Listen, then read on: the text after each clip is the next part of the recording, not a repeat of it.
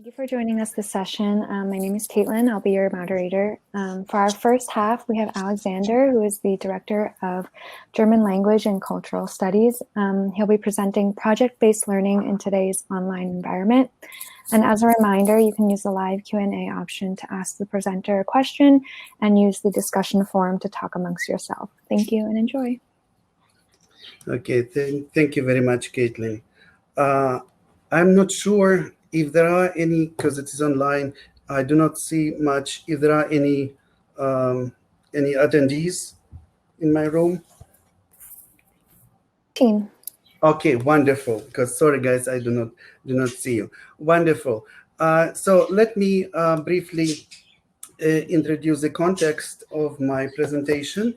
And I want to remind you about an article, actually that was a newsletter from September in Chronicle of Higher Education. Partially it was also a product of Rutgers research.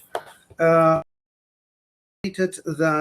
the project learning was not working well for online environments. Ditch group projects, asking a group of students to work together on a significant project over the course of a semester can be a recipe for misery, panelists said. If a project is well designed and carefully giving students clear roles and responsibilities, it could work. But in general, such projects require a level of logistical and technical sophistication, not to mention focus, that many students would have trouble managing right now. So my goal today is to suggest a design for the project work that works well face-to-face, hybrid, and in online classroom in our current learning environments. Explain the details of each stage of the project and show you some examples for that. And if you have time, discuss the feasibility and possibility of adaptation to your learning situations. So what are those projects? So I am responsible for language, for the German language of the German department. And we have been running projects of this type for several years already. So all those projects are pretty much of the same structure and based on the same principles. And we transferred them very successfully into fully online environment. So the group project is a part of the course, and we run it on all our courses from 102, which is the second semester of the first year, up to 232, which is our last level, B2 of the language level that they give. It is the second semester of the third year. Modified learning by teaching model, I will be talking about in a second. So the project is an integral part of the language course.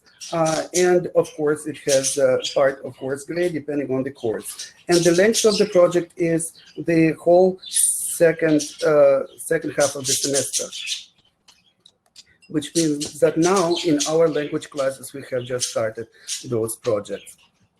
So I mentioned the learning by teaching model. So the original learning by teaching model, LDL, designed so that the students function as instructors for lower levels, independently on the subject. We are talking here about language learning.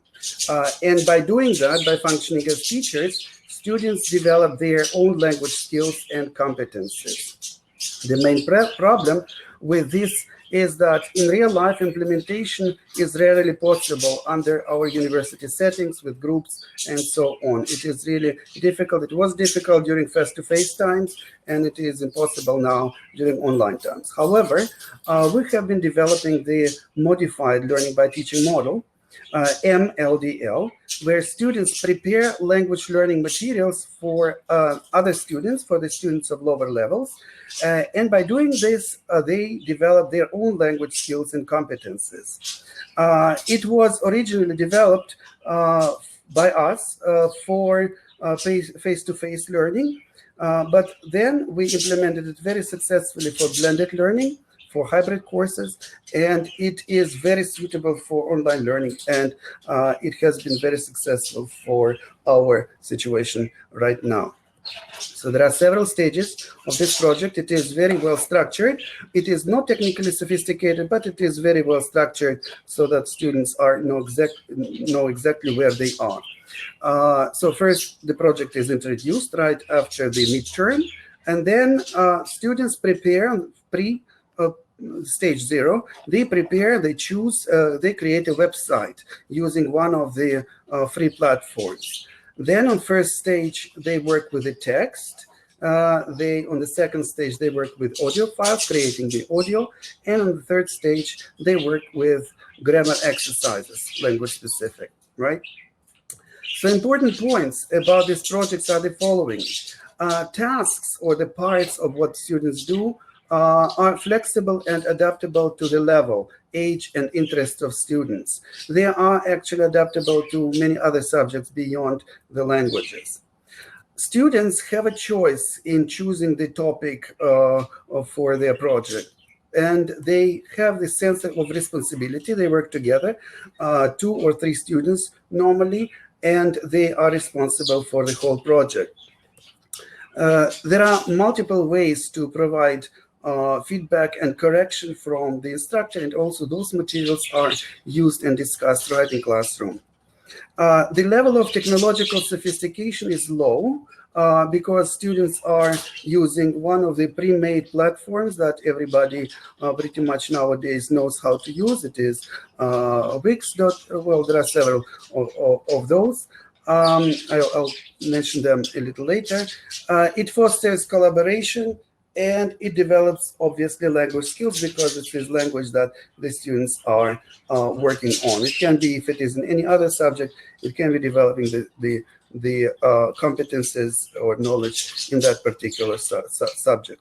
So at the stage of introduction, that's what the students have to do. First of all, students are split into small groups, 2 or 3 students per group. It can be 4, but the number of projects should be limited. 4 to 6, that would be ideal. It could be more, but it is just easier to manage as a class. Then students choose a topic that relates to but not repeats the topic directly covered in the course. For example, if the topic of the course was covered nature and environment, so the project topic could be chosen by the students forest protection, something really that lies within that bigger area. Then students choose the platform for their group project website. Examples would be WordPress, Wix.com, or similar platforms. There are a lot of materials, a lot of tutorials. They're all up to date, and students can find them online on YouTube or on those websites. The only condition is that the platform or the part that they use is free. So during the introduction, that when we are talking with the students about this project, we also list all grammar topics that are appropriate for that level, and we distribute them to students. Pretty much it is 2 or 3 grammar topics will be given per group. Okay, now after we discuss that, we give the students 1 week to choose the platform, to create that website, to populate it with pictures, and so on. So here's the task that they have to do. They have to select a template because it's all pre-made for them. They have to select a template in the program and set up a website. Then they might, and we encourage them to insert some images that correspond to the topic of the project. And then they share that URL with the instructor, who lists then it on Canvas so that every other group can see what the other groups are doing. Now, when the instructor provides the feedback and assessment, we discuss the topic choice, how interesting it is, how appealing it is to other students, how focused it is, neither too broad nor too narrow, and feasible to finish in half of the semester, what template they chose, and also the question of using online sources, copyright of images and copyright of sources that will be included. Then, right after that, the first stage or the first step starts. It is the work with text. So the student have to do the following. They have to find a text, authentic text in their language that they learn in German, of appropriate length. So the length is normally for 3 people, it is 1,000 words. If it is less, it will be like pretty much about 350 words per group member. It is their choice. They might combine 2 texts. They can have even 5 shorter texts, but altogether it should be pretty much manageable, this length. And the requirement is that the text is authentic, so it is not from a textbook, but they do not have trouble to find the text. Normally they find it online. They specify the source and they start with working with this text. So the first thing that they supply is a URL to where they found that article, for example. Then they work with this text, and while working with this text, it is an authentic text, so there are all difficulties that students might have with working with our usual difficulties with authentic texts in languages. By working with that, they prepare vocabulary lists. List is the thematic vocabulary that consists of common vocabulary that reflects more or less that topic, and that vocabulary will be used in the grammar exercises that they will be preparing in the next step. And the second vocabulary is the text-specific vocabulary that they choose the words that they might not understand, the difficult words, and just prepare the glossing for other students to consult. Because remember that they function as the preparers of those materials. And they prepare materials in a certain way. For German, what is relevant for German, it is the definite article, it is the plural of the noun, and in other languages it can be different requirements for this normal vocabulary. And excuse me? Yes, I know. And then they load on the website the questions that they developed for the text. 25 questions altogether, so it is 10 multiple choice questions with 5 choices each, 10 W questions, and 5 yes, no, or true, false questions, correct, incorrect questions. By preparing those questions, by working with the vocab, students really develop a very good language from that text material. And when working with that, we're providing the feedback. We discuss the choice of the text, how appropriate it is, the quality of vocabulary lists, and the quality of questions, how good they are and how full they are. And then we work, after we kind of discuss it, after the error corrections happened as a part of the feedback, the text is worked with in class altogether. And the students perform the task prepared by the other groups. So we read the text in class, we look up the vocabulary, and the students ask questions. So doing that, playing that role of the students of the lower level. Okay, and that is really fun because each group, that's why the amount or the number of groups should be reasonable so that we can have enough class time for looking at projects of every group.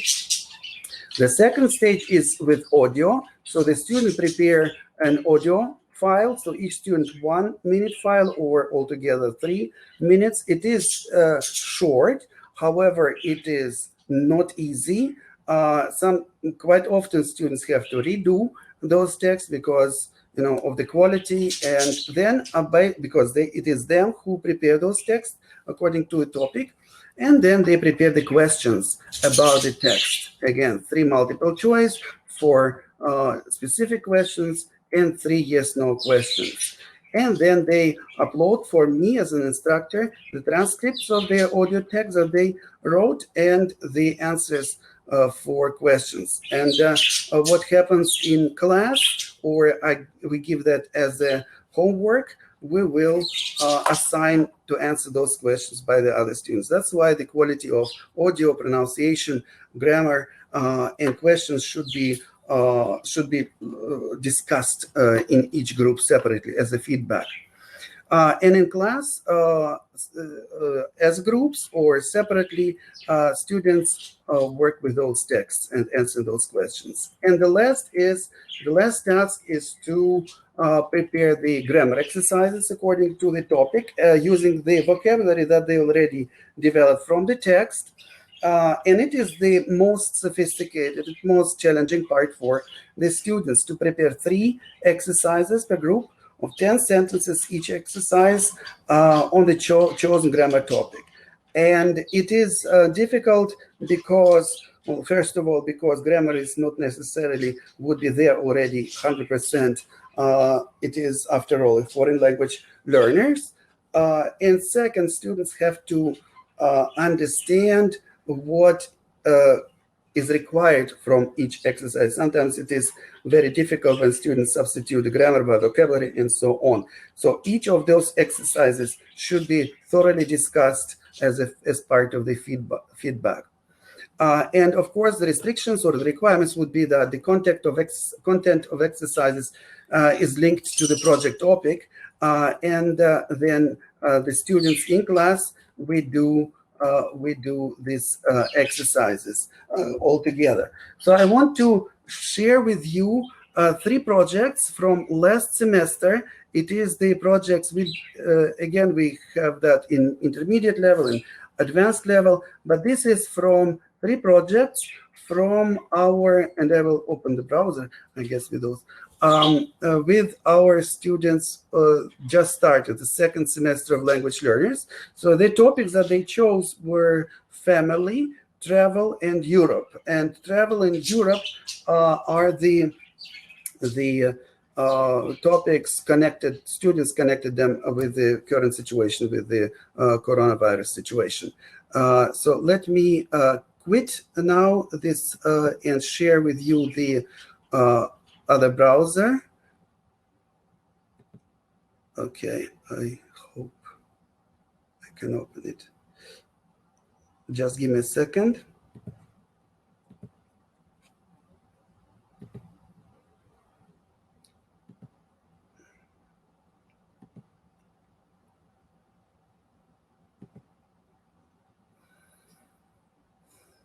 Okay.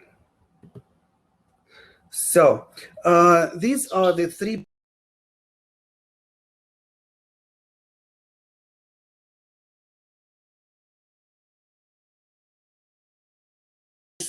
student choice. So here is the 2 students last semester. They prepared this project, and it is different platforms and different layouts. So here they have their homepage, then they have different vocabulary lists here with the English translations. Then they have questions, okay, multiple choice questions, W questions, and right and false questions. And then they have audio here. And for example, audio 1, I don't remember where they are. Oh, here. It is still on the clouds there. Fliegen in den Zeiten des Coronavirus kann sehr schwierig sein. Yeah, this is the text that they prepared. It is good text, and then exercises. So there are other, just briefly, I will not dwell on that because of the time, but I have the links in my PowerPoint. This is topic Europe in the times of coronavirus. So this is the text with their pictures and exercise, completely different layout. Audios for the text and so on. I don't know what. Oh yeah, here it is slightly slow.